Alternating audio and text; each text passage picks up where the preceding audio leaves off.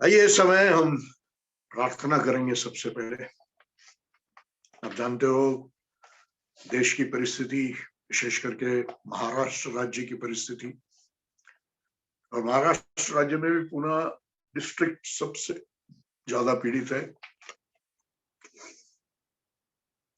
बचपन में जिनके साथ में संडे स्कूल पढ़ता था, आज डॉक्टर है, डेंटिस्ट है, उनकी पत्नी डॉक्टर है, दोनों भी आईसीयू में है कोविड के कारण। और वो डॉक्टर साहब तो बहुत ही सीरियस कंडीशन में है, और भी कुछ पास्टर लोग सीरियस कंडीशन में है, और प्रभु के बच्चे, उनके रिश्तेदार, उनके घर के लोग कोविड से बीमार है।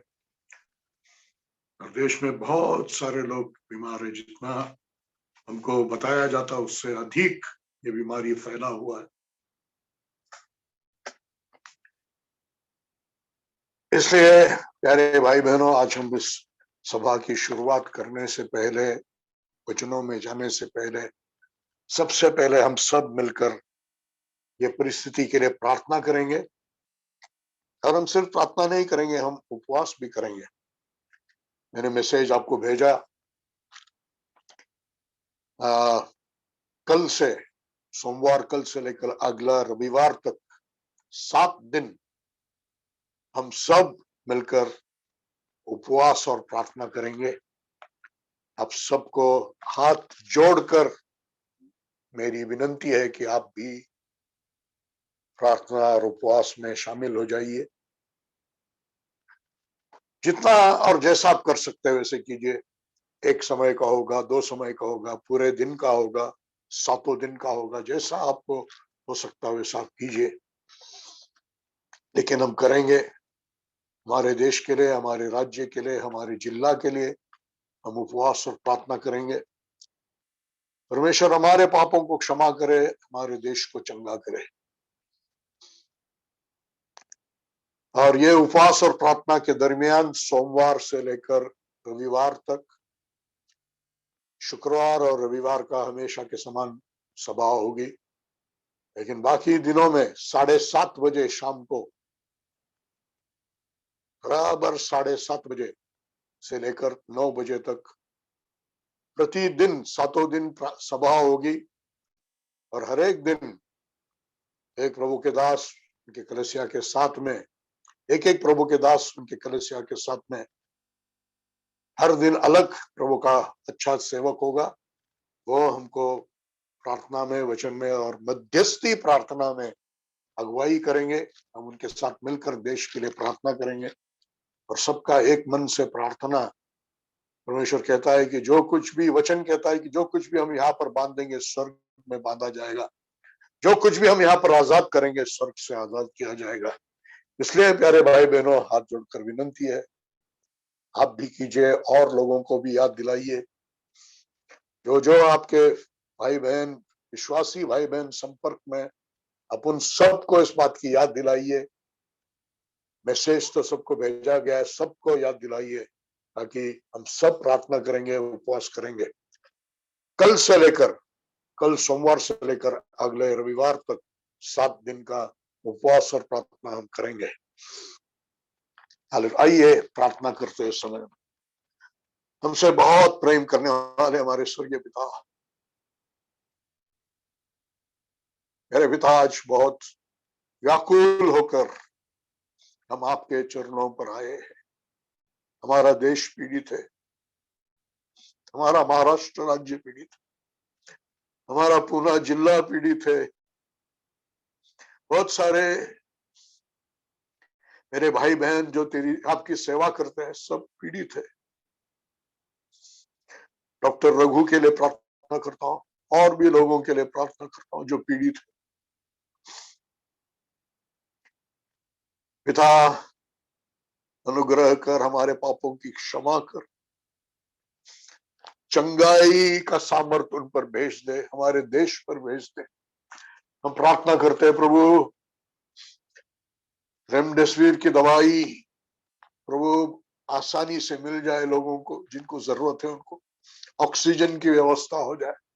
हम प्रार्थना करते हैं प्रभु, लोगों को हॉस्पिटल में जगह मिले, आईसीयू में जगह मिले। हम प्रार्थना करते हैं प्रभु, वैक्सीनेशन तेजी से हो जाए, सारे रुकावटों को हटाइए, ठीक से मैनेजमेंट करने के लिए हमारे गवर्नमेंट को आप सहायता कीजिए। पवित्र आत्मा, आपका ही नियंत्रण इन सारे बातों में होने दीजिए। हम विनती करते हैं पिता, उपवास करने के लिए प्रभु जो विनती किया है, सबके मन में आप प्रेरणा दीजिए, उत्तेजन दीजिए, और उन्हें देखिए प्रभु बहुत लोग उपवास और प्रार्थना करें, और प्रतिदिन हम मिलकर मध्यस्थी करें जूम के माध्यम से। और परमेश्वर, आपका अनुग्रह हम पर, हमारे राज्य देश पर क्या है। धन्यवाद पिता, यीशु के नाम से मांगते हैं। जो लिंक मैं आपको भेजता हूं हमेशा जूम पर, वो एक ही लिंक होगा, लिंक बदलेगा नहीं, और वो ही लिंक से आप हर दिन शाम को 7:30 बजे अगले 7 दिन आप उस जूम सभा में सहभागी हो सकते हैं।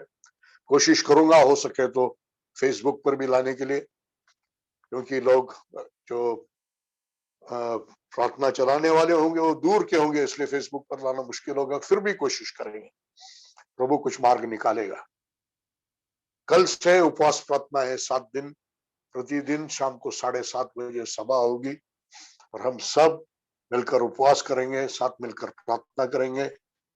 हर दिन अलग अलग प्रभु के दास, हर दिन अलग अलग प्रभु के दास हमको प्रार्थना में, वचन में, मध्यस्थी में चलाएंगे। हालेलुया। अभी समय है परमेश्वर के वचनों में जाने के लिए। बहुत ही महत्वपूर्ण विषय हमारा चल रहा है, शिष्यत्व। प्रभु के मन की बात है शिष्यत्व। अपने क्रूस के मृत्यु के द्वारा और उसका जो सुसमाचार फैलाया जाए, की घोषणा की जाएगी, उस सुसमाचार का मुख्य संदेश पश्चाताप और पापों की क्षमा है। और उस संदेश को सुनकर सिर्फ यीशु मसीह को मानने वाले, चंगाई पाकर जाने वाले लोग नहीं, चेले बनना चाहिए, शिष्य बनना चाहिए। यह परमेश्वर का उद्देश्य है। और ये शिष्यों का जो समुदाय है वो है कलीसिया, जो एक साथ प्रेम में रहते हैं, एक दूसरे से प्यार करते हैं, एक लक्ष्य से प्यार करते हैं कि वो एक दूसरे को और कलीसिया को एक पवित्र कुमारी के नाई प्रभु को पेश करें। हालेलुया। विश्वासी बनना आसान है, उद्धार मुफ्त है, लेकिन शिष्य या चेले बनना बहुत ही महंगा है। सब कुछ का खर्च करना पड़ता है, बहुत ही महंगा है। विश्वासी बनने के लिए सिर्फ शर्त है कि आप विश्वास करें और मन फिराए और यीशु को अपना प्रभु माने। चेला बनने के लिए अभी तक हमने कई शर्तें देखा। सर्वोच्च प्रेम प्रभु से, भाइयों से प्यार, परिवार से अधिक प्रभु को प्राधान्यता, अपने आप से अधिक प्रभु को प्राधान्यता। ये पिछली बार हमने सीखा।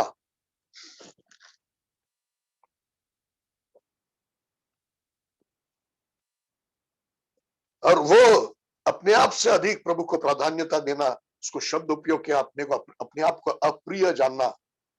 और दूसरे जगह में उसका वर्णन और तरीके से किया गया कि अपने आप को इनकार करना या आत्मत्याग करना। हालेलुया।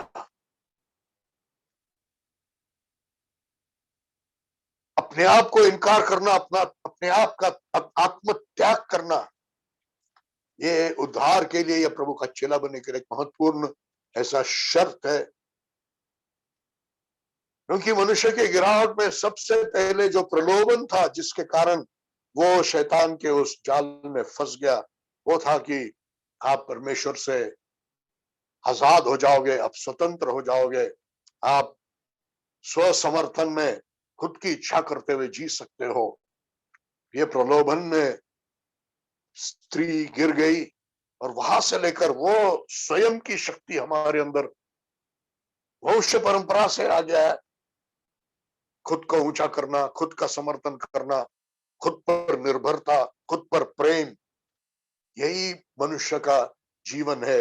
इससे ही केंद्रित मनुष्य का जीवन है। उसको हटाकर, उसको खत्म कर कर, एक ही घाव में, एक ही चोट में उसको खत्म करके और प्रतिदिन उसको मारते हुए, हालेलुया, मसीह केंद्रित जीवन हमारा बनना है। Hallelujah, praise the Lord. जो हमारा ये स्वयं है, जो जिद्दी है, जो लगातार जिद्द पकड़े रहता है, छोड़ता नहीं है, हठीला है, ये समर्थन करने वाला अहंकार को हमको इनकार करना है, त्यागना है। हालेलुया। आज हमारा विषय है आत्मत्याग या स्वयं को नकारने का उदाहरण। सबसे बड़ा उदाहरण प्रभु यीशु मसीह है। इसके बाद मैं और एक उदाहरण आपको बताऊंगा, डेट्रिच बॉनहोफर का, जिसका किताब मैं पिछले दिन पढ़ रहा था। जर्मनी में हिटलर के समय में रहा हुआ प्रभु का दास था।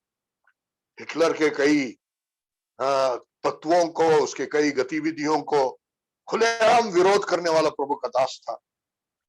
जैसे यहूदियों को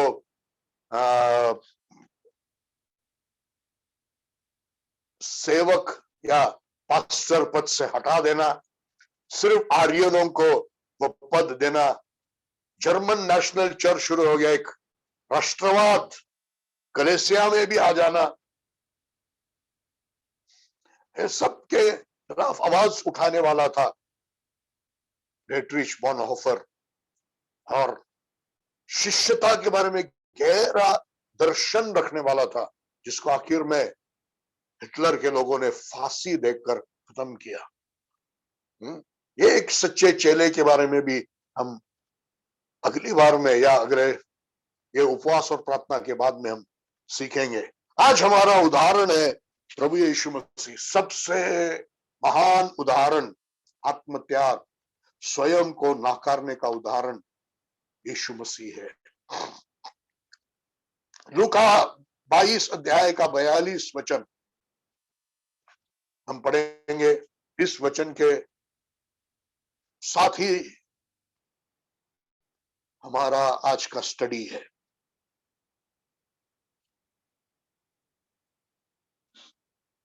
हे पिता, यदि तू चाहे तो इस प्याले को मुझसे हटा ले। यदि तू, हे पिता, यदि तू चाहे तो इस प्याले को मुझसे हटा दे।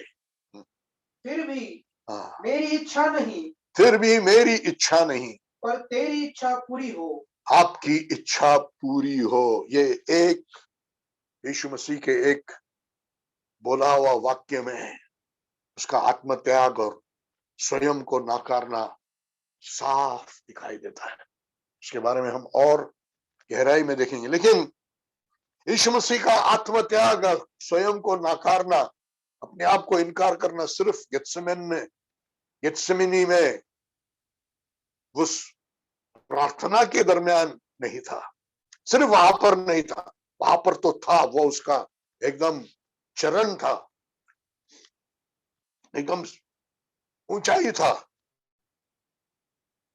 लेकिन उसका वो आत्मत्याग, स्वयं समर्पण का स्वयं समर्पण जीवन भर था। जैसे हमने पढ़ा, प्रतिदिन क्रूस उठाकर मेरे पीछे चलो। प्रतिदिन था, जीवन भर का आत्मत्याग, जीवन भर का स्वयं को नकारना। ये यीशु मसीह के जीवन से हम देखते हैं। बल्कि ये भविष्यवाणी यीशु मसीह के बारे में किया गया था कि यीशु मसीह का जीवन ऐसे होगा। पढ़िए भजन संहिता 40 6 से 8 वचन।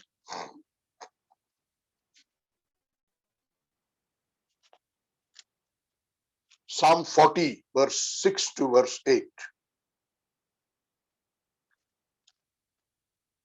मेल बलि और अन्न बलि तूने न चाही। तूने मेरे कान खोद कर खोले हैं। तूने मेरे कान खोद कर खोले हैं। हालेलुया। उसको इब्रानी की किताब में पौलुस रेफरेंस लेने के समय में, एक शरीर तूने मुझे दिया है, तेरी इच्छा करने में, पूरा करने में मैं प्रसन्न हूं। मैं तेरी इच्छा करने के लिए आया हूं। हालेलुया। Praise the Lord. इसका गहरा अर्थ है जिसको हम बाद में देखेंगे। तूने मेरे कान को खोद कर खोले हैं। तूने मेरे कान को खोद कर खोले हैं। ये भविष्यवाणी प्रभु यीशु मसीह की है। परमेश्वर का एक गुलाम के समान आत्मत्याग की आवाज, स्वयं को संपूर्ण रूप से नाकारा हुआ होकर उसने जन्म लिया। जन्म से ही उसने अपने आप को वैसे किया। पूरा जीवन उसने, संसार में आने का उसके निर्णय में आत्मत्याग था, खुद को नाकारना था। और वहां पर जीवन भर एक स्वयं को नाकारने वाला जीवन मेरा प्रभु यीशु मसीह ने जिया। प्यारो, हमारा भी जीवन वैसे ही होना है।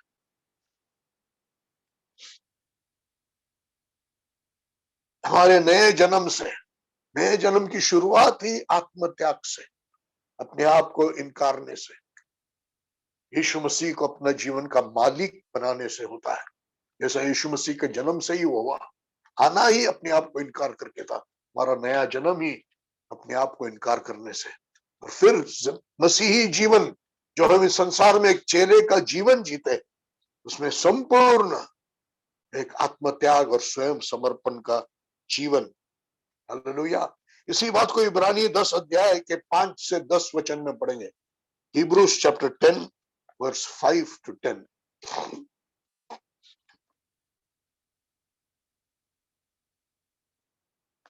इस कारण वह संसार में आते समय कहता है।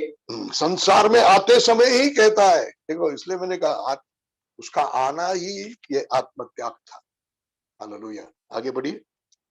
तूने बलिदान और भेंट को न चाहा, परंतु तूने मेरे लिए एक देह तैयार की है। वहां पर जो लिखा है, तूने मेरे कान खोद कर खोले हैं, यहाँ पर तूने एक देह तैयार किया है।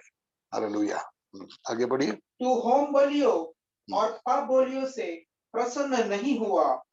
तब मैंने कहा, हे परमेश्वर, देख, मैं तेरी इच्छा पूरी करने आ गया हूँ। देख परमेश्वर, मैं तेरी इच्छा पूरी करने आया हूँ। 9 वचन में फिर से वही लिखा है, देखो मैं तेरी इच्छा पूरी करने आया हूँ, हे परमेश्वर। हालेलुया। Praise the Lord. तो स्वर्ग छोड़ते समय ही आत्मत्याग से स्वर्ग छोड़ा, अपने आप को इनकार करते हुए छोड़ा, पिता की इच्छा करने के लिए आया। हमारे फिर से तो अपने उद्धार में उद्धार की शुरुआत आत्मत्याग से है, अपने आप को इनकार करने से है, यीशु मसीह को प्रभु मानने से है। यीशु मसीह के जीवन का सबसे बड़ा उत्तेजन, सबसे बड़ा प्रेरणा पिता की इच्छा करना था। इसलिए भजन संहिता में उन्हें पढ़ा, तेरी इच्छा पूरी करने से मैं प्रसन्न हूं। प्रिय, हमको भी ऐसे ही जीना है, आत्मत्याग का जीवन, दुख से दांत खाते हुए नहीं, प्रसन्नता से। तेरी इच्छा पूरी करने से मैं प्रसन्न हूं।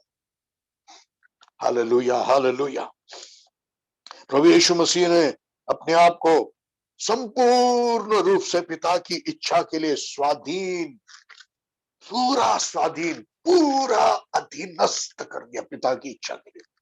हालेलुया। पूरा जीवन एक आत्म बलिदान का जीवन, आत्म समर्पण का, पूरा परमेश्वर पर निर्भरता का, परमेश्वर की इच्छा पर पूरा निर्भरता का, आत्म समर्पण का, आत्म बलिदान का जीवन जिया यीशु मसीह ने।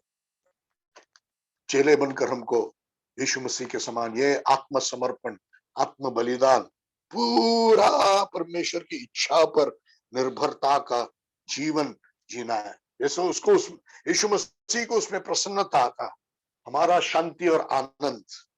हालेलुया। खाने के लिए भरपूर है, पैसे भरपूर है, लोग आदर सम्मान करते हैं, इसमें नहीं, बल्कि पिता की इच्छा करने में हमारा भी आनंद और शांति यीशु मसीह के समान होना चाहिए। हालेलुया। उसने अपने आप को संपूर्ण रूप से पिता को अधीनस्थ कर दिया, आत्मसमर्पित कर दिया, ताकि वो जो चाहे वो अपने जीवन में करने के लिए उसने अपने आप को उसके हवाले किया, अनुमति दिया। पिता आप कुछ भी कर सकते हो मेरे जीवन में, परवाह नहीं लोग क्या कहेंगे, लोग क्या करेंगे, लोग क्या कहेंगे, लोग क्या करेंगे, परवाह नहीं। पिता तुझे जो करना है मैं करने के लिए तैयार हूं, तुझे जो करना है मेरे जीवन में होने के लिए मैं अपने आप को तेरे हाथ में देता हूं, अनुमति देता हूं। ऐसी अधीनता, ऐसे अपने आप को उसने अधीनस्थ कर दिया, आत्मसमर्पण कर दिया। इस प्रकार का अपने आप को इनकार करना, आत्मत्याग, हालेलुया, प्रभु से प्यार होने के कारण हमारे जीवन में भी हो जाए। ये एक सच्चा चेला है। 40 दिन उपवास करने से चेला नहीं बना, अपने आप से कुछ चीजों का त्याग करने से, मैं ये नहीं खाऊंगा, मैं वो नहीं पहनूंगा, उससे चेला नहीं बना। वो स्वयं, वो स्वनिर्भरता, वो स्व समर्थन, वो स्वयं की शक्ति को ही इनकार रहा है, अपनी इच्छा को ही इनकार। सुइसाइड करने वाले व्यक्ति भी अपनी इच्छा से सुइसाइड करता है, लेकिन अपनी इच्छा नहीं, पिता की इच्छा पूरा करने के लिए एक आत्मसमर्पण और ऐसा जीवन जीना है। Hallelujah, praise the Lord. ऐसे जीवन में ये हम स्वीकार करते हैं कि हमारे स्वयं में कुछ भी अच्छा बात नहीं है, लेकिन जब हमें हमारा स्वयं मर जाता है, हमें खाली बर्तन बनते हैं, तब परमेश्वर उसको भर सकता है। Praise the Lord. ये जीवन यीशु मसीह ने जिया, उसके आने से लेकर क्रूस तक और क्रूस पर ये आत्मत्याग, मैं फिर से कह रहा हूं, उसका आने का निर्णय से लेकर आने तक, क्रूस तक 33.5 साल के जीवन में, क्रूस पर गेत्सेमन बगीचे से लेकर क्रूस तक यीशु मसीह एक आत्मत्याग और अपने आप को नाकारने का, स्वयं को नाकारने का जीवन जिया, पिता की इच्छा को पूरा स्वाधीन होते हुए, आत्म बलिदान करते हुए, आत्मसमर्पण करते हुए, पूरी तरह से पिता की इच्छा पर निर्भर होते हुए जीवन जिया। हमको सिर्फ कोई मीटिंग में आज वचन को सुनेंगे, आप एक भावना में आकर समर्पण करेंगे, हाँ प्रभु मैं अपने आत्मा त्याग करता हूं, मैं तेरी इच्छा करना चाहता हूं, नहीं, ये जीवन जीना है। हर क्षण में, हर निर्णय में, हर परिस्थिति में, हर जरूरत में, हर परीक्षा में, हर दुख तकलीफ में, पिता तेरी इच्छा पूरी हो। हालेलुया, परमेश्वर हमें समझने के लिए सहायता करे। हालेलुया। पहले भी हमने देखा यीशु मसीह के जीवन से स्वयं का आत्मसमर्पण परमेश्वर ने ही सिर्फ उसके जीवन में कार्य करने के लिए, और कोई कार्य नहीं करेगा, खुद की इच्छा कार्य नहीं करेगी, स्वयं कार्य नहीं करेगा, सिर्फ परमेश्वर की इच्छा मेरे जीवन में कार्य करेगा। ऐसा स्वयं का आत्मसमर्पण, हालेलुया, हम यीशु मसीह के पूरे जीवन में देखते हैं। जो उसके बोलने में, यूहन्ना में हम बार बार देखते हैं, जिसको हमने पहले पढ़ा था नम्रता के समय में, उन वचनों को हम फिर से एक बार पढ़ेंगे, जहां पर हमें दिखाई देता है यीशु मसीह का आत्मसमर्पण, यीशु मसीह का आत्म बलिदान, यीशु मसीह का अपने आप को इनकार किया हुआ जीवन। पढ़िए यूहन्ना 5 अध्याय का 19 वचन, जॉन चैप्टर 5 वर्स 19।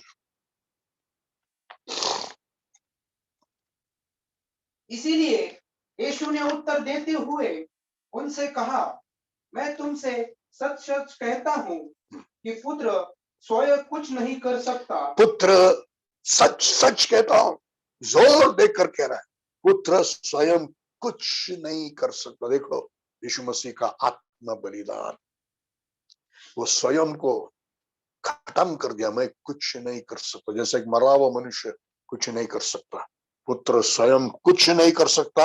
आगे बढ़िए। केवल वह जो पिता को करते देखता है, केवल वो जो पिता को करते देखता है, क्योंकि हाँ, जो कुछ बस, पिता करता है हाँ, उन्हीं कामों को पुत्र भी ठीक आगे उसी रीति से करता है। पूरा आत्मसमर्पण। उसी अध्याय का 30वां वचन पढ़िए।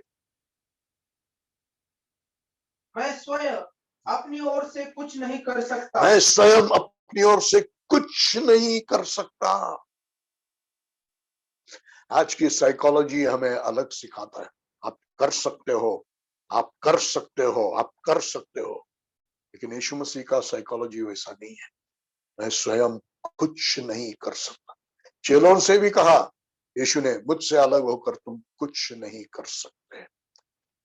लेकिन परमेश्वर पर निर्भर होकर, परमेश्वर की इच्छा करते हुए, हम सब कुछ जो परमेश्वर की इच्छा में, वो सब कुछ करने के लिए परमेश्वर हमें सामर्थ्य देता है। अपने आप से कुछ नहीं कर सकता। स्वयं को इतना खत्म कर दिया, स्वयं को इतना मरवा दिया कि मैं कुछ नहीं कर सकता। Hallelujah, hallelujah. ये यीशु मसीह का जीवन था। सिर्फ गेत्सेमने में और सिर्फ क्रूस पर नहीं, यही उसका जीवन था। उसी अध्याय का 41वां वचन पढ़िए, 41। मैं मनुष्य से पढ़ाई ग्रहण नहीं करता, पर मैं तुम्हें जानता हूँ कि तुम में परमेश्वर का प्रेम नहीं। पर मैं मनुष्य से मैं बढ़ाई नहीं चाहता। ये स्वयं निर्भरता, ये स्वयं जो है ना, ये सेल्फ जो है जिसको हमको त्यागना है, उसमें खुद की बढ़ाई और बधाई भी है। खुद को कंग्रेचुलेट करना, खुद को प्रशंसा करना, बढ़ाई और बधाई ये स्वयं में है। लेकिन यीशु मसीह कहता है, मैं किसी की प्रशंसा नहीं चाहता। ओ, ये खुद के लिए मरा हुआ आत्मत्याग, खुद को क्रूस पर चढ़ाया हुआ, अपने आप को इनकार किया हुआ जीवन यीशु मसीह को देखकर हम भी जिएंगे। हालेलुया। उसी किताब का 7वां अध्याय और 16वां वचन हम पढ़ेंगे। तब यीशु ने उत्तर देते हुए कहा, यह उपदेश मेरा नहीं परंतु उसका है जिसने मुझे भेजा। हालेलुया। अपने उपदेश को भी देखिए, यीशु मसीह जो उपदेश दे रहा था, कहता है मेरा नहीं है। बहुत लोग उसके उपदेश को देखकर आश्चर्यचकित होते थे कि यह अधिकार से सिखाता है। लेकिन यीशु मसीह कह रहा है, मेरा उपदेश मेरा नहीं है, जिसने मुझे भेजा मेरे पिता का है।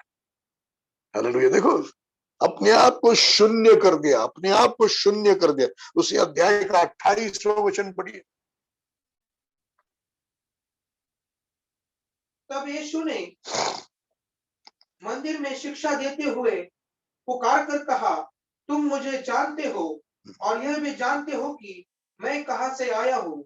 मैं अपने आप से नहीं आया, परंतु जिसने मुझे भेजा है वह सच्चा है, जिसे तुम नहीं जानते। मैं अपने आप से नहीं आया, मैं भेजा गया हूँ। मैं अपने आप से नहीं आया। शुरू में ही कहा, भजन संहिता 40 में हमने पढ़ा, इब्रानी 10 अध्याय में हमने पढ़ा, मैं आया हूं तेरी इच्छा पूरी करने के लिए। भेजने में ही उसकी इच्छा नहीं, पिता की इच्छा करते हुए भेजा गया, उसके पिता के कारण आया। 8 अध्याय का 28वां वचन।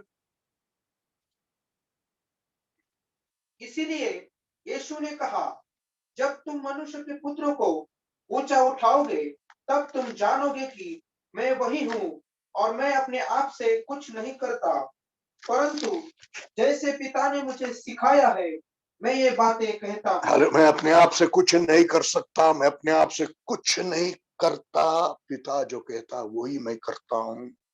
कितनी बार देखो यीशु मसीह के कहने में और करने में यही बार आप आ रहा है, अपने आप का त्याग, आत्म त्याग, स्वयं का पूरा नाकार। हालेलुया। उसी अध्याय का 42 वचन पढ़िए, 42। यीशु ने उनसे कहा, यदि परमेश्वर तुम्हारा पिता होता तो तुम मुझसे प्रेम करते, क्योंकि मैं परमेश्वर से निकल कर आया हूँ। मैं अपनी इच्छा से नहीं आया। मैं अपनी इच्छा से नहीं आया। देखो, उसके आने से लेकर यहाँ पर रहने में भी, गेत्सेमने में भी और क्रूस पर भी अपनी इच्छा नहीं, पिता की इच्छा करते हुए आत्मत्याग, स्वयं को नकारने का जीवन यीशु मसीह जीते रहा। अपने उद्धार से लेकर, नए जन्म से लेकर अंत तक हमको भी यही जीवन जीना है। प्यारे भाई बहनों, यही है सच्ची शिष्यता। हालेलुया। उसी अध्याय का 50वां वचन पढ़िए। मैं अपनी प्रतिष्ठा नहीं चाहता। मैं अपनी प्रतिष्ठा नहीं चाहता। एक है जो चाहता है और न्याय करता है।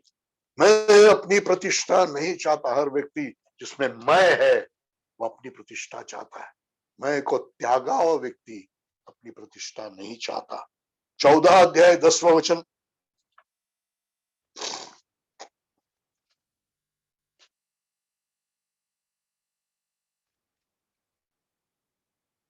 क्या तू विश्वास नहीं करता कि मैं पिता में हूँ और पिता मुझ में है?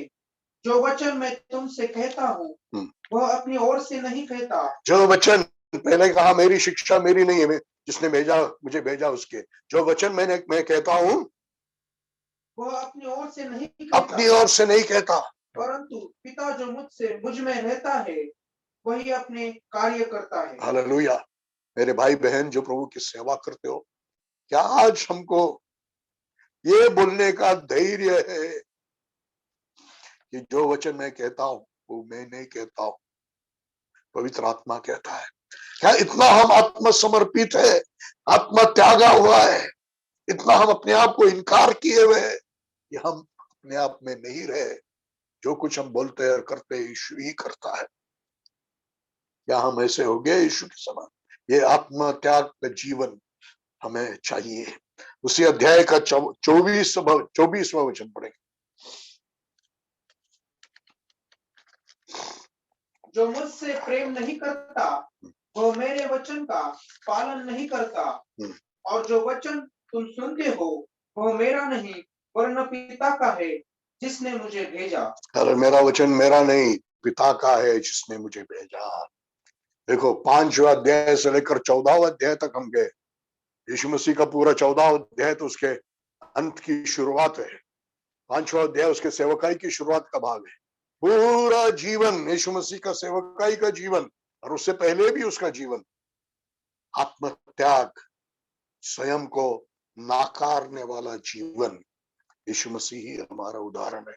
हमको भी हमारा उद्धार हो गया, नया जन्म हो गया, तब से लेकर मृत्यु तक हमको भी आत्मत्याग, स्वयं को पूरा नाकारने का जीवन, खत्म करने का जीवन हमको भी जीना है। परमेश्वर हमें सहायता करे।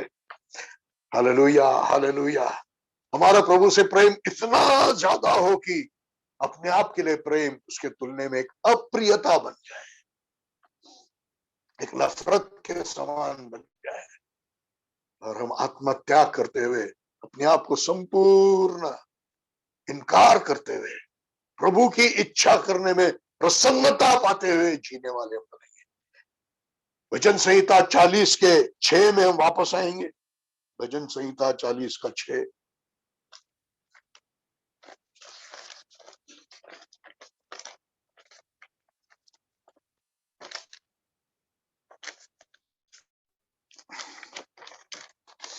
पढ़िए, भजन संहिता 40:6। मेल बलि और अन्न बलि तूने न चाही, तूने मेरे कान खोद कर खोले है। तूने मेरे कान खोद कर खोले हैं। ये यीशु मसीह के बारे में है। यीशु मसीह की आत्मा दाऊद के द्वारा, दिस इज अ मेसियानिक साम, दाऊद में यीशु मसीह का आत्मा बोल रहा है। तूने मेरे कान को खोद कर खोले हैं। और उसी को इब्रानी में हमने देखा, तूने मुझे एक शरीर दिया है तेरी इच्छा करने के लिए। हालेलुया। और यही जीवन यीशु मसीह ने संसार में जिया, ये हमने पढ़ा। ये कान खोद कर खोले हैं, उसका अर्थ क्या है? हम पढ़ेंगे निर्गमन 21 अध्याय 1 से 6 वचन, Exodus chapter 21 verse 1 to verse 6।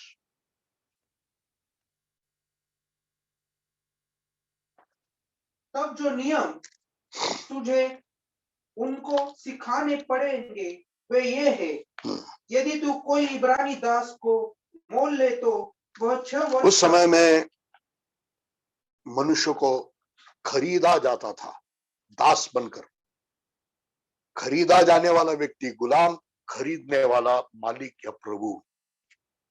यदि कोई इब्रानी व्यक्ति गरीब हुआ और उसको खरीदा गया हो, किसी इब्रानी व्यक्ति का गुलाम बन गया, तो 7वें साल कितना भी उसका कर्जा बाकी हो, उसको आजाद किया जाता था।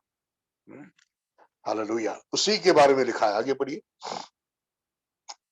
यदि तू कोई इब्रानी दास को मोल ले तो वह 6 वर्ष तक सेवा करे। 6 वर्ष तक सेवा करे, परंतु 7वें वर्ष वह स्वतंत्र मनुष्य की तरह बिना दाम चुकाए, कितना भी उसका कर्जा बाकी हो, बिना दाम चुकाए वो आजाद हो जाएगा। यदि वह अकेला आया हो तो वह अकेला ही चला जाए, पर यदि वह विवाहित हो तब उसकी पत्नी भी उसके साथ जाए।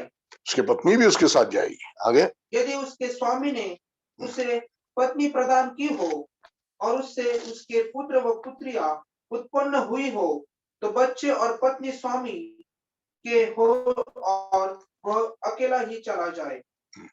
परंतु यदि वह दास स्पष्ट कहे, यदि वो दास स्पष्ट कहे, मैं अपनी स्वामी, अपनी पत्नी और अपने बच्चों से प्रेम करता हूँ, मैं अपने स्वामी से प्रेम करता हूँ, हाँ, अंत में स्वतंत्र होकर नहीं जाऊंगा, मैं स्वतंत्र होकर नहीं जाऊंगा, मैं स्वामी से प्रेम करता हूँ। देखिए पुराने नियम में होकर भी देखिए कैसा है, मैं स्वामी से प्रेम करता हूँ, मैं स्वतंत्र होकर नहीं जाऊंगा। मैं स्वामी से प्रेम करता हूँ, मैं स्वतंत्र होकर नहीं जाऊंगा। यहाँ पर वो गुलाम आजाद हो गया, लेकिन स्व इच्छा से वो उस प्रभु का सेवा करते रहकर एक गुलाम रहना चाहता है।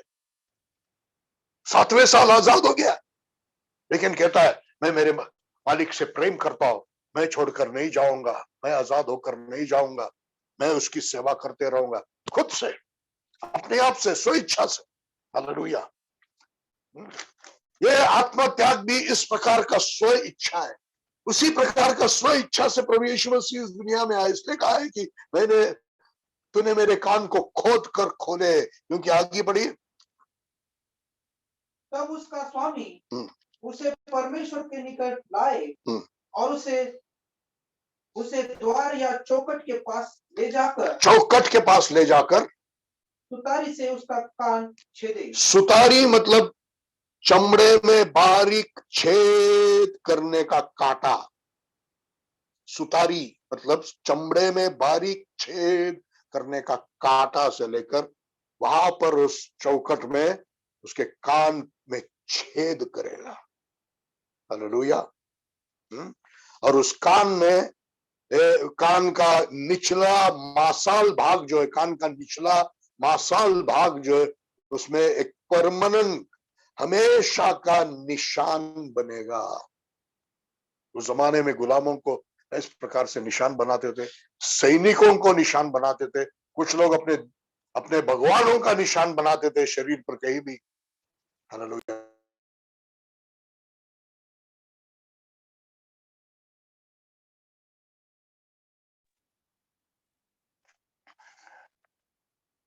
एक निशान बनाएगा। हालेलुया। और फिर हमेशा के लिए उसका गुलाम बनेगा। देखो यीशु मसीह ने ये शब्द अपने आप के लिए बोल, तूने मेरे कान को खोद कर खोले हैं। इस संसार में मनुष्य बनकर आने के समय में ऐसा वो गुलाम चौखट पर जाकर अपने कान को खोद कर खोलता है, वो सुतारी से, वो बारीक कांटा से, वैसे यीशु मसीह ने अपने आप को पिता का इच्छा का गुलाम बनकर बनाकर इस दुनिया में आया। गुलाम कहता हूं मैं मालिक से प्यार करता हूं। हम भी खरीदे हुए गुलाम हैं, वो मालिक हमसे बहुत प्यार करते हैं, खून से खरीदे हुए गुलाम है। कितना अधिक हमको उस मालिक से कहना है, मैं तुझसे प्यार करता हूं, मैं आजाद होकर जानना नहीं चाहता हूं, तू मेरे कान को खोद कर खोल ले, तू मेरे कान को खोद कर खोल ले, मैं स्व इच्छा से आपके इच्छा का गुलाम रहना चाहता हूं।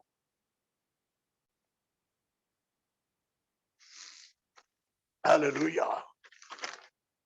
उस गुलाम ने तो कुछ भलाई उस मालिक से अनुभव किया होगा, जिससे उसको उस पर प्रेम हुआ है। पिता ने तो उसका पुत्र देकर हमसे प्यार किया, कितना अधिक प्यार करके उद्धार किया, आजाद किया है। मजबूरी नहीं है, जबरदस्ती नहीं है, वो चाहता है कि हम अपनी इच्छा से उससे प्यार करते हुए, जैसा वो गुलाम कहता है मैं मेरे मालिक से प्यार करता हूं, मैं आजाद होकर नहीं जाऊंगा। हम हमारे स्वर्गीय पिता से कहेंगे, मैं आजाद होकर नहीं जाना चाहता हूं, मैं आपकी इच्छा करना चाहता हूं, मैं अपने आप का त्याग करना चाहता हूं, स्वयं को नाकारते हुए तेरी इच्छा करते हुए आत्मत्याग का जीवन जीना चाहता हूं। मैं आपका इस प्रकार से एक सच्चा ऐसा चेला बनना चाहता हूं। Hallelujah, hallelujah, hallelujah, hallelujah, hallelujah. हम मत्ती 26 अध्याय में जाएंगे। यीशु मसीह के संसारिक जीवन का आखिरी रात, यीशु मसीह के संसारिक जीवन का आखिरी रात में हम जाएंगे, जहां पर उसने उस वाक्यों को बोला, हो सके तो प्याला मुझसे दूर कर दे, लेकिन मेरी इच्छा नहीं, आपकी इच्छा पूरी हो। उस आखिरी रात में हम जाएंगे। मत्ती 26 अध्याय verse 36 to verse 40, 36 to 38, number 36 से लेकर 38 तक हम पढ़ेंगे। तब यीशु उनके साथ गतसमनी नामक स्थान में आया और उसने अपने चेलों से कहा, जब तक मैं वहां जाकर प्रार्थना करता हूं, तुम यही बैठो। एक मिनट, बगीचा कहते हैं, एक स्थान, एक बगीचे के समान स्थान, गेत्सेमनी नामक बगीचे में प्रभु यीशु मसीह आया, स्थान पर यीशु मसीह आया। ये गेत्सेमनी कहाँ है?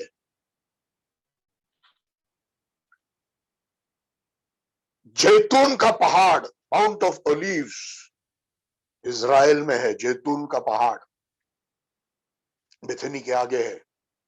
उस पहाड़ के चरण में, at the foot of mount olives, एक गेत्सेमनी है। वो कोई बगीचा नहीं है जहां पर जैतून के पेड़ है जिसका शाखाएं फैले हुए हरा भरा है, नहीं, वो कोई बगीचा नहीं है। गेत्सेमनी का अर्थ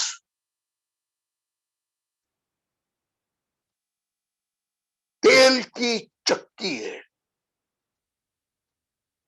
जैतून तेल की चक्की, तेल की चक्की, जहां पर जैतून का पहाड़ के जैतून के पेड़ों से निकलने वाला जैतून के फलों को यहां लाकर उसको दबाकर कुचल कर उसमें से तेल निकाला जाता था। वो तेल बहुत कीमती था। ऐसी जगह थी गेत्सेमनी। ओ हालेलुया, कितनी समानता है, क्योंकि उस जैतून के समान यीशु मसीह भी कुचला जाने वाला था, और जहां पर जैतून कुचला जाता है उस जगह पर यीशु मसीह प्रार्थना करने के लिए गया। हालेलुया। यीशु मसीह जो दुख, पीड़ा, यातना उसको सहना था, वो कितना बड़ा है, उसका परिमाण कितना बड़ा है, वो समझ चुका था, जानता था। हालेलुया। समझ चुका था, जानता था कि वो कितना भयंकर है वो यातना। प्रिय, बचपन में मत्ती, मरकुस, लूकोस, यूहन्ना के आखिरी अध्यायों को मैं पढ़ता नहीं था, क्योंकि आंसू बहे बगैर पढ़ नहीं सकता। यीशु मसीह का उस आखिरी रात और क्रूस का मृत्यु मुझे हमेशा रुला देता।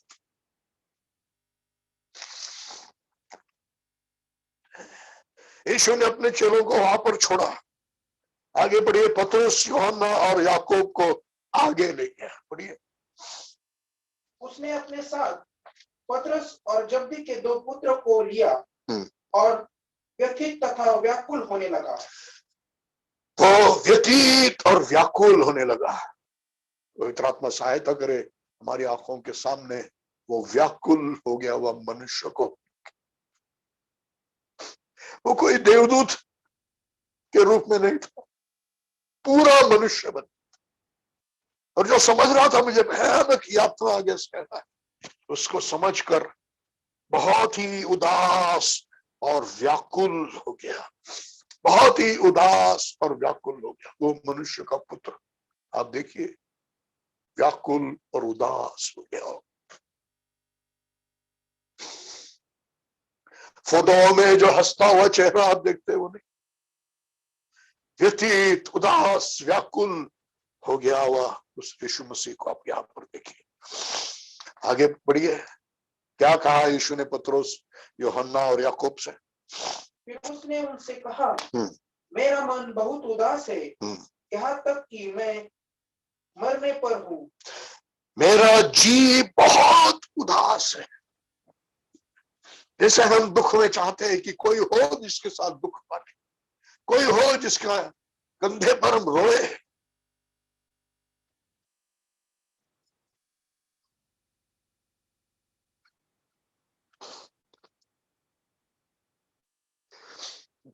यीशु मसीह इस समय में पतरस, यूहन्ना और याकूब के साथ अपने दुख को बांटना चाहता, लेकिन वो समझ नहीं पाए।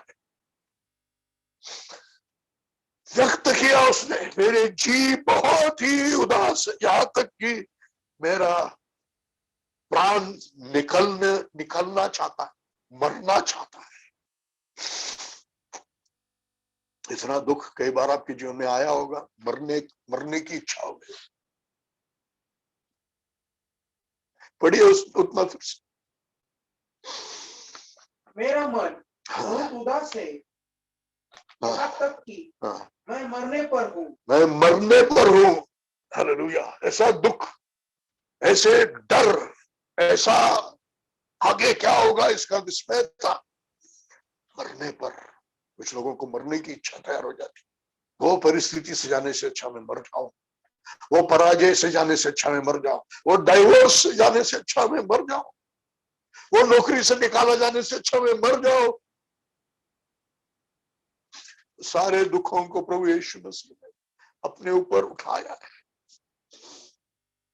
मेरे जिंदगी में बहुत भयानक परिस्थितियों से मैं गया, लोगों ने मुझे छोड़े, बहुत तकलीफों से मैं गया, पागल हो जाना चाहिए था, ऐसे टेंशन से, ऐसे तनाव से मैं गया। मैं सोचता था कैसे मैं वो सह सका। आज मैं समझता हूं प्रभु ने वो सह लिया, इसलिए मुझे सहना आसान हो गया। वो सारे तनाव को, वो भयानक तनाव को, जीवन की परिस्थिति के तनाव को यीशु ने सह लिया, इसलिए मुझे सहना नहीं पड़ा। Hallelujah, hallelujah. Hallelujah, hallelujah. मेरा जी बहुत ही उदास है, यहां तक कि मरने पर हूं। हालेलुया, प्राण निकल रहा है। Praise the Lord. जो वहां पर एक्सीडिंगली सॉरोफुल, उसका बराबर का शब्द हिंदी में नहीं है। बहुत ही दुखी, बहुत ही शोकित हो। एक्सीडिंगली मतलब बहुत ही, सॉरोफुल मतलब शोकित हो। ग्रीक में जो शब्द है, सबसे तीव्र शब्द उसके लिए उपयोग किया गया है। मरकुस में यही पढ़िए, मरकुस 14 अध्याय 32 से लेकर 34 वचन तक।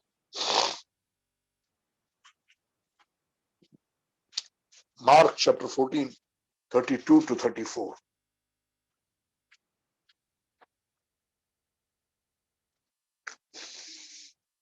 और वे गत्समनी नामक स्थान में आए और उसने अपने चेलों से कहा, तुम यहाँ बैठे रहो जब तक मैं प्रार्थना करूं। और उसने अपने साथ पतरस, याकूब और यूहन्ना को लिया और बहुत ही व्यथित और व्याकुल होने लगा। बहुत ही व्यथित और व्याकुल होने लगा। हिंदी में ज्यादा शब्द नहीं है, इंग्लिश में शब्द है एस्टोनिश्ड, एस्टाउंडेड।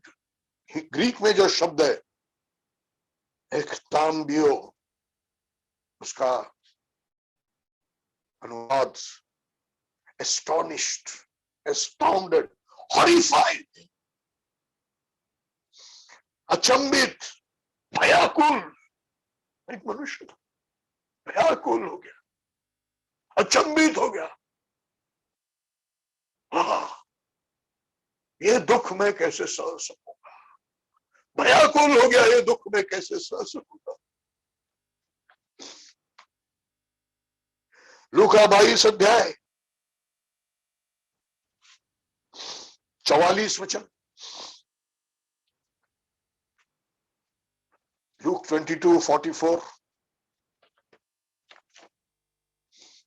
यीशु व्याकुल होकर आग्रह पूर्वक प्रार्थना कर रहा था। व्याकुल होकर आग्रह पूर्वक प्रार्थना कर रहा था। व्याकुल, हिंदी में बार बार व्याकुल यह शब्द आ गया है, लेकिन इंग्लिश में एगनी। एगनी मतलब यातना, एक भयंकर मानसिक यातना। कभी आपने अनुभव किया? मैंने अनुभव किया, मैं जानता हूं। लेकिन यीशु मसीह पर जो आत्मिक मानसिक यातना, वो कभी किसी मनुष्य पर नहीं आया। ऐसा था क्योंकि वो यातना इस कारण था कि वो अपने आप को तैयार कर रहा था। कभी किसी मनुष्य को जाना नहीं पड़ा, कभी किसी मनुष्य ने सहा नहीं। इतनी भयंकर कष्ट और यातना से, पीड़ा से, वेदना से उसको जाना था। उसका मानसिक यातना। Hallelujah, hallelujah, hallelujah, hallelujah. Agony. आगे पढ़िए उस वचन को। यीशु व्याकुल होकर आग्रह पूर्वक प्रार्थना कर रहा था और उसका पसीना रक्त की बूंद के समान भूमि पर गिर रहा था। उसका पसीना लहू के बूंदों की नाई गिर रहा था, रक्त के बूंदों के समान गिर रहा था, रक्त के बूंदों के समान गिर रहा था। भाई बहन बच्चों, ये हमको समझना है। लूका जिसने ये लिखा, ये कोई अनपढ़ गवार नहीं है, कोई मछुआ नहीं है अनपढ़ गवार। वो एक वैद्य है, एक डॉक्टर है, लिखा पढ़ा जानकार आदमी है। और उसने यहाँ पर वर्णन किया कि इतना वेदना, इतना यातना में, मानसिक व्याकुलता में यीशु मसीह प्रार्थना कर रहा था कि लहू के बूंदे के पसीना लहू के बूंदों के समान नीचे गिरने लगा। हालेलुया।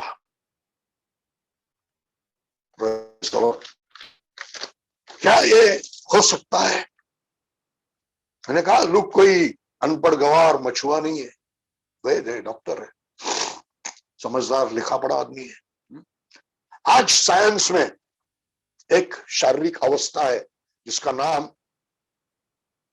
हेमेटिड्रोसिस, हेमेटिड्रोसिस, हेमेटिड्रोसिस है। एक शारीरिक अवस्था है हेमेटिड्रोसिस, जो अवस्था ऐसा है कि हमारे शरीर में पसीने के ग्रंथियां है, जहां से पसीना निकलता है, उस ग्रंथियों को खून पहुंचाने वाला रक्त वाहिका है, छोटे छोटे रक्त वाहिका है, नजर में भी नहीं आएगा, उसको कैपिलरीज कहते हैं। वो कैपिलरीज जब फटता है तो पसीने के ग्रंथियों से पसीना निकलने के बजाय खून निकलता है। हालेलुया। इसको हेमेटिड्रोसिस ऐसी बीमारी या अवस्था कहते हैं। और ये तब होता है, ऐसा होता है जब अति अधिक शारीरिक और या मानसिक तनाव उस व्यक्ति पर हो, अति अधिक एक्सट्रीम फिजिकल और इमोशनल स्ट्रेस, अति अधिक मानसिक और शारीरिक तनाव हो तो रक्त वाहिका फटती है, पसीना की ग्रंथियों से पसीने की जगह पर खून में। इतना तनाव मेरे यीशु मसीह पर था, आगे के कष्ट को सोचकर, क्रूस की मृत्यु को सोचकर, वो सब बातें उसकी आंखों के सामने, वो जानता था कितना उसको वेदना सहन करना पड़ेगा। उसका तनाव उस पर इतना था कि वो व्याकुल, भयाकुल हुआ, अचंभित हुआ, अत्यंत शोकित हुआ। बहुत तनाव उस पर आ गया, जिस तनाव में उसके रक्तवाहिका फट गए, ग्रंथियों से जहां से पसीना निकलना है वहां से खून निकलने लगा। हालेलुया। लूक 22:44 एक कहानी नहीं है, वास्तविकता है। कई बार ऐसे हुआ है। Leonardo da Vinci famous painter है, वो एक सिपाही के बारे में कहता है कि लड़ाई के डर से उसके शरीर से खून निकलने लगा। कई बार मरने के डर से लोगों के शरीर से पसीने की जगह खून निकला है। जहाज में समुद्र यात्रा के समान तूफान आने के समय तूफान के डर से पसीने की जगह खून निकला है। विशेष करके लंदन में जब जर्मन लोग ब्लिट्स बॉम्बिंग, बमबारी कर रहे थे, तो डर के मारी लोगों के शरीर से पसीने की जगह पर खून भी निकला है। तो ऐसे ही हुआ अपने प्यारे प्रभु यीशु मसीह से। भय, यातना, तनाव, आतंक, दहशत, परेशानी, क्या आपने मानसिक अनुभव किया है? यीशु मसीह ने ये सब सह लिया, इसलिए आज हम आजाद हैं। यीशु मसीह प्रेम की पीड़ा से क्या हम यीशु से प्यार करेंगे। हालेलुया। देखिए इस मनुष्य के पुत्र को, शोकित मनुष्य नीचे गिर रहा है, रो रहा है,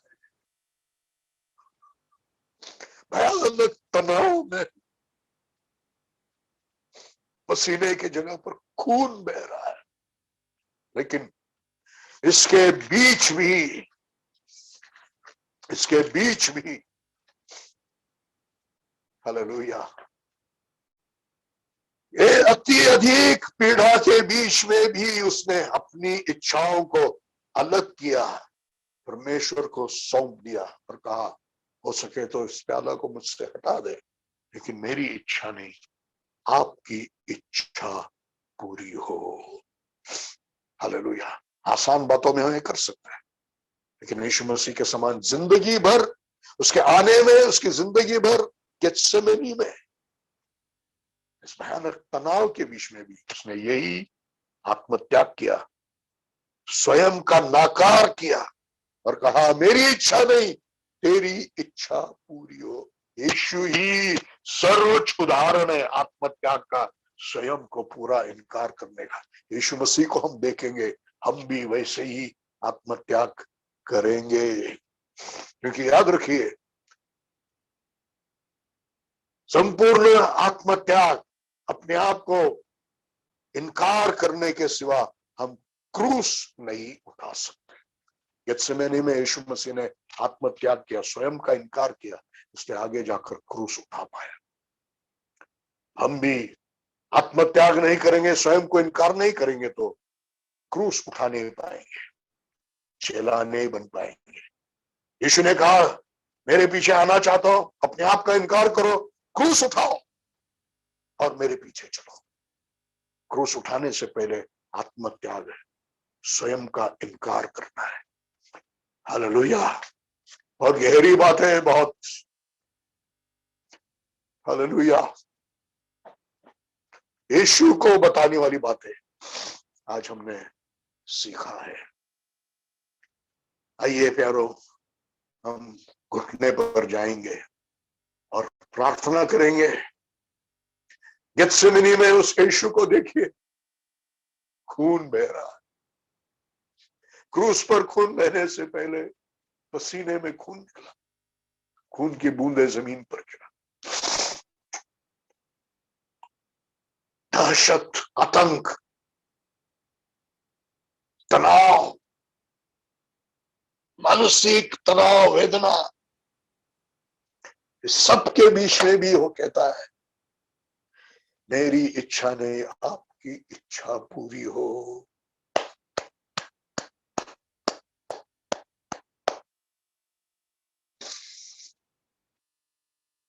आज हम घुटने पर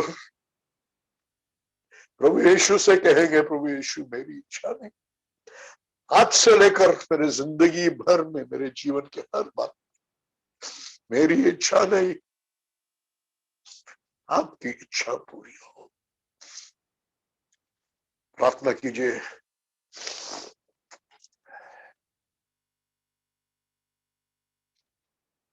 सभी मेरे भाई बहन प्रार्थना कीजिए, सभी भाई बहन प्रार्थना कीजिए।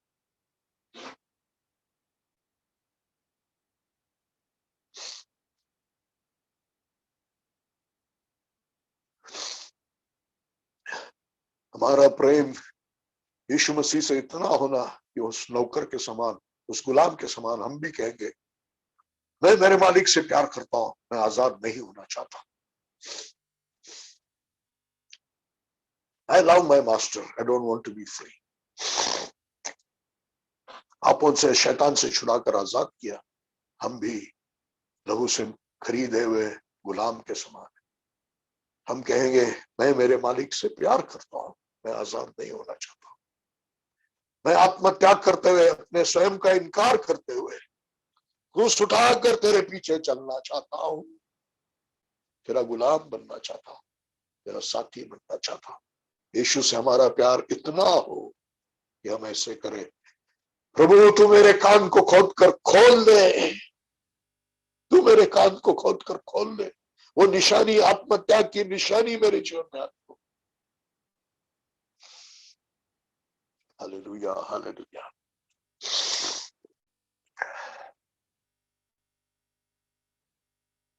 Hallelujah, hallelujah, hallelujah. इतना हम प्रभु से प्यार करेंगे कि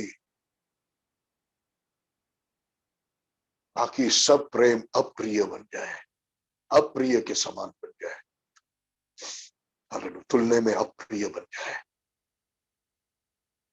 अपने प्राण को अप्रिय जाने बगैर मेरे चेले नहीं हो सकते। हर व्यक्ति समर्पित होकर प्रार्थना कीजिए, हर व्यक्ति समर्पित होकर प्रार्थना कीजिए। धन्यवाद पिता, आज हमारे दिलों से बात करने के लिए। पिता, आपका प्रेम हमें इस समर्पण की ओर, इस आत्मत्याग की ओर, ये संपूर्ण आत्मसमर्पण की ओर आपका प्रेम हमें खींच कर ले जाए, विवश करे। अनुग्रह कर पिता, अनुग्रह। हम अपने आप से इतना ज्यादा प्यार करते हैं कि हमारे लिए ये बहुत मुश्किल है, सबसे घना संघर्ष इसी में है। हमारा आपसे प्रेम बढ़ाई है प्रभु की, अपनी ओर प्रेम एक अप्रियता बन जाए।